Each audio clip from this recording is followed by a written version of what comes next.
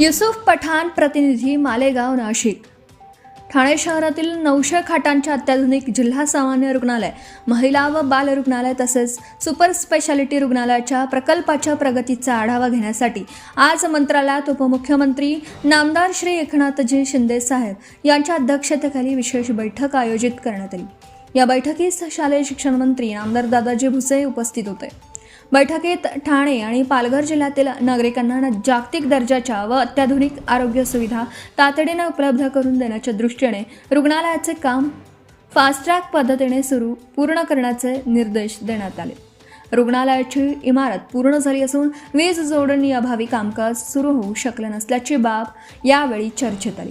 यावर रुग्णालयासाठी आवश्यक असलेली वीज जोडणीची सर्व कामं निर्धारित कालावधीत पूर्ण करण्याचे निर्देश देण्यात आले. तसेच रुग्णालय परिसराची उच्च दर्जाची स्वच्छता राखणं, अत्याधुनिक वैद्यकीय उपकरणांची तातडीने खरेदी करणं आणि शासनाने मंजूर केलेली 1078 नवीन पदे वेळेत भरण्याची प्रक्रिया गतिमान करण्यावर भर देण्यात आला.